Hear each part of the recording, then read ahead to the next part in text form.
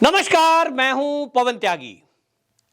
उद्धव ठाकरे से शिवसेना का नाम और निशान दोनों छिन गए और अब उस मामले में वहां जो सरकार भी गिर गई है और अब एकनाथ शिंदे जब मुख्यमंत्री बने, इसको लेकर विधायकों की मान्यता को लेकर के सुप्रीम कोर्ट में इन्होंने केस डाल दिया था, यह कहते हुए कि जब यह सरकार गिरी उसके बाद जो 40 विधायक एकनाथ शिंदे के पक्ष में गए वो अयोग्य हैं, उनकी मान्यता रद्द है। और यह मान्यता रद्द इसलिए हो गई क्योंकि जो स्पीकर थे विधानसभा के, उन्होंने इसको अमान्य घोषित कर दिया है, तो इनकी वोट क्यों गिनी गई, इसको लेकर सुप्रीम कोर्ट में चुनौती करी गई थी। और उद्धव ठाकरे की तरफ से कपिल सिब्बल वो वकील के रूप में प्रस्तुत हुए थे, लेकिन जैसे ही उन्होंने ये बात रखी तो उन्होंने सुप्रीम कोर्ट को ब्लेम करते हुए ये कहा कि यदि कोर्ट इस एकनाथ शिंदे गुट को फ्लोर टेस्ट के में ज्यादा टाइम ना देता तो आज महाविकास अघाड़ी सरकार वहां होती। इस पर कोर्ट ने बाकायदा पलट जवाब देते हुए डांट फटकार की भाषा को इस्तेमाल करते हुए यह कहा कि आप जो कोर्ट पर आरोप लगा रहे हैं कि कोर्ट ने फ्लोर टेस्ट के लिए ज्यादा टाइम दिया, यह इसलिए दिया गया क्योंकि आपका जो स्पीकर था विधानसभा का, उसने फ्लोर टेस्ट में केवल 2 दिन का टाइम दिया। कम से कम 7 दिन का टाइम तो होना चाहिए था, तो आपने 2 दिन का टाइम दिया। और इस 2 दिन के टाइम का जो देना था यह बता रहा था कि वो केवल एक पक्ष के साथ खड़े हैं। मंशा गलत दिखाई दे रही थी और इसलिए सुप्रीम कोर्ट ने इस मामले में सुनवाई की तो केस लंबा चला। और केस लंबा चला तो इस केस में 27 जून 2022 से लेकर यह 12 जुलाई 2022 को यह फैसला हुआ। वो जो टाइम है वो उन्हें मिल गया, तो इसके लिए कोर्ट जिम्मेदार नहीं है, इसके लिए आपका स्पीकर जिम्मेदार है, ये सुप्रीम कोर्ट ने कहा। लेकिन मैं एक बात कह रहा हूं, सुप्रीम कोर्ट, कपिल सिब्बल एक वकील हैं, वो क्वेश्चन भी उठा रहे हैं, तो उनको सुप्रीम कोर्ट सफाई क्यों दे रहा है, ये मेरी समझ में नहीं आया। सुप्रीम कोर्ट को वो ब्लेम कर रहे हैं कि साहब अगर आप इतना टाइम ना देते तो ये सरकार अभी भी बनी रहती। क्या सुप्रीम कोर्ट का काम किसी की सरकार बनाना या गिराना है? कपिल सिब्बल क्यों ऐसा सुप्रीम कोर्ट में कह रहे थे, यह समझ से परे है। लेकिन हां, जो जुडिशरी से जुड़े हुए लोग हैं, जो वकालत करते हैं सुप्रीम कोर्ट में, हाई कोर्ट में, वो कह रहे हैं कि आखिर में बात क्या है कि यहां कुछ वकील ऐसे हैं जिनको सुप्रीम कोर्ट हो या हाई कोर्ट, वो ऐसे ही बात करता है भाई कि मेरी गलती नहीं है जी, मैंने ये इसलिए नहीं किया, ये मैंने इसलिए किया। क्यों? ये क्यों को तो आप सब जानते हैं, लेकिन कुल मिलाकर के जो ये सवाल जवाब है, इससे इतना तो स्पष्ट हो रहा है कि अब ये कोशिश में है किसी तरह ये जो 40 विधायक एकनाथ शिंदे के साथ गए ये अमान्य घोषित हो जाएं। हालांकि इसको लेकर के जिस तरह की बातें कही जा रही हैं कि साहब ये छोड़कर गए, ये विधानसभा, ये सुप्रीम कोर्ट भी पहले कह चुकी है कि ये मैटर कोर्ट का नहीं है, और वो फिर रिपीट किया है कि ये मैटर कोर्ट का नहीं है, ये फैसला जो है विधानसभा का स्पीकर करता है कि कौन मान्य कौन अमान्य। जब 40 विधायक 55 में से वो उद्धव ठाकरे का साथ छोड़कर एकनाथ शिंदे के साथ आ गए, और वो जब आ गए तो उन्होंने कहा कि स्पीकर भी नहीं रहेगा, क्योंकि भाई स्पीकर मिलकर के बनाया गया है, तय किया गया था महाविकास अघाड़ी सरकार में।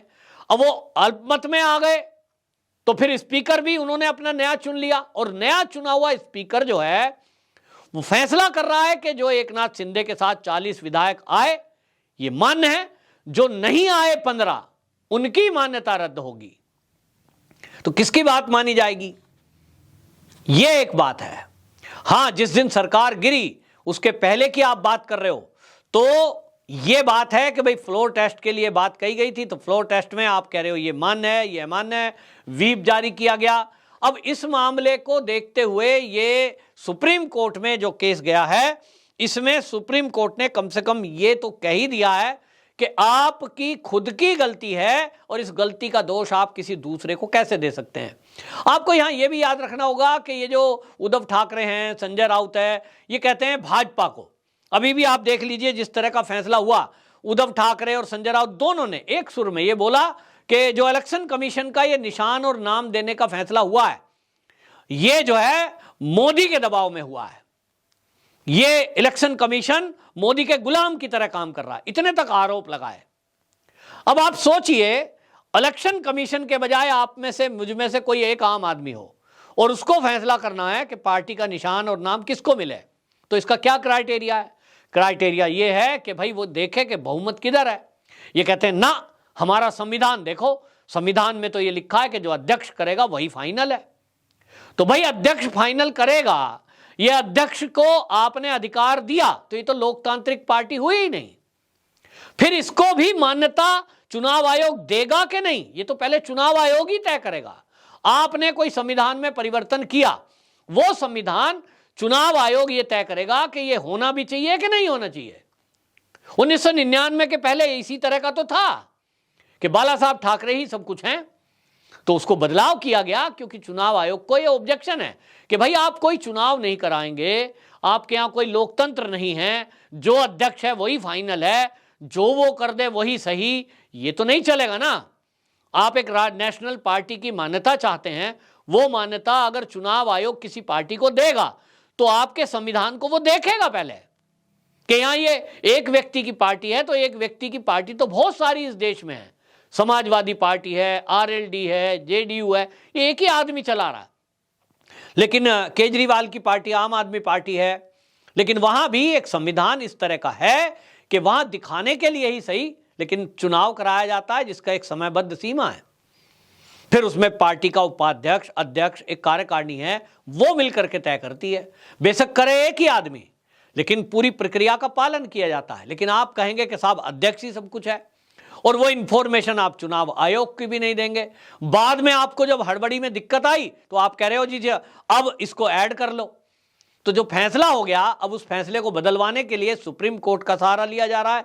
लेकिन सुप्रीम कोर्ट में जिस तरह का बात चल रही है, मुझे तो डाउट है कि इसमें एकनाथ शिंदे के पक्ष में कोई फैसला आएगा, क्योंकि जिस तरह से सुप्रीम कोर्ट ने कपिल सिब्बल को समझाया है कि इसमें कोर्ट की गलती नहीं है, इसमें इन्हीं के स्पीकर की गलती है, ये वर्ड जो है वो सुप्रीम कोर्ट के न्यायाधीश अगर समझा रहे हैं, इस समझ से परे है। कहीं ऐसा लग रहा है कि कहीं ना कहीं सुप्रीम कोर्ट कोई दबाव में है। ये एक क्वेश्चन मार्क है, मुझे नहीं पता कि वो दबाव में है, क्या मैटर है। लेकिन कहीं ना कहीं देश की जनता ये कह रही है कि सुप्रीम कोर्ट के जज साहब वो किसी को अपनी गलती नहीं है ऐसा बताने की उनको जरूरत क्या है। कोई फैसला कोई ले रहा है, उसमें ये तो समझ में आता है कि आप किसी को गलत या सही बता रहे हो तो गलत और सही का निर्णय करना है, ये गलत ये सही। इन टिप्पणियों को लेकर के पहले भी कई बार चर्चा हुई है, लेकिन सुप्रीम कोर्ट जिस तरह से कहीं ऐसा मामला जब आता है जहां भाजपा का मामला नहीं है, यानी भाजपा के विरोध में है कोई, तो वहां देखते हैं कि तत्परता कुछ ज्यादा ही होती है। अभी पवन खेड़ा का मामला हमने देखा, मोदी जी के पिता को उन्होंने गाली दी, एक तरह से मोदी का अपमान करा, तत्काल उनको जमानत पे सुनवाई भी हो गई, जमानत भी मिल गई, निचली अदालत को आदेश भी दे दिया। ऐसी त्वरित बिजली की तेजी से काम हुआ जैसे पता नहीं अगर पवन खेड़ा जो है एक दिन जेल में रह गया रात रात तो पता नहीं इस देश में कितना बड़ा भूचाल आ जाएगा।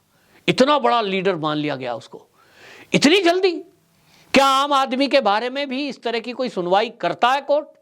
ये देश के अंदर सवाल उठ रहा है और इन्हीं चीजों से शंका पैदा होती है, इन्हीं चीजों से ये समझ में आ रहा है लोगों के कि ये चल क्या रहा है। किसी के बारे में तत्काल सुनवाई है, किसी के बारे में साल भर सुनवाई नहीं है। खुद हमारे देश की राष्ट्रपति जी ने जजों के सामने ये कहा कि कई गरीब तो बेचारे जमानत पर नहीं छूट रहे हैं, बिना गलती के उनको छोड़ा नहीं जा रहा है, कोई सुनने को तैयार नहीं है, कोर्ट के पास टाइम नहीं है। जब इन पर यह कहें कि आपके पास टाइम नहीं है, आप कोलिजियम में टाइम वेस्ट कर रहे हो, तो कोर्ट कहता है कि साहब ये हमारे इंटरफेयर कर रहे हैं। लेकिन कुल मिलाकर के ये जो बहस हो रही है, अब इस बहस का नतीजा क्या होगा ये अभी से कहना बड़ा मुश्किल लग रहा है। लेकिन मेरी तो जो संभावना है, मुझे जो लग रहा है, मुझे सुप्रीम कोर्ट के फैसले में, क्योंकि पहले से आप बोल नहीं सकते, लेकिन शंका है कि एकनाथ शिंदे के पक्ष में कोई फैसला आए। हां, ये जरूर लग रहा है कि जिस तरह से फटकार लगाई है सुप्रीम कोर्ट ने, कम से कम सुप्रीम कोर्ट ने उद्धव ठाकरे को आईना तो दिखाया है कि जो तुम दूसरों का दोष बता रहे हो, दूसरे की गलती बता रहे हो, ये तुम्हारी गलती है, ना कि किसी और की गलती है। तुम्हारी ही गलतियों के कारण तुम्हारी सरकार गिरी है। ये तो सुप्रीम कोर्ट ने एक तरह से उद्धव ठाकरे को आईना दिखाया है। अब उद्धव ठाकरे के ऊपर है कि वो इस सुप्रीम कोर्ट की नजीर को मानते हैं या फिर से इसके लिए मोदी और भाजपा पे ही आरोप मढ़ते हैं। वंदे मातरम।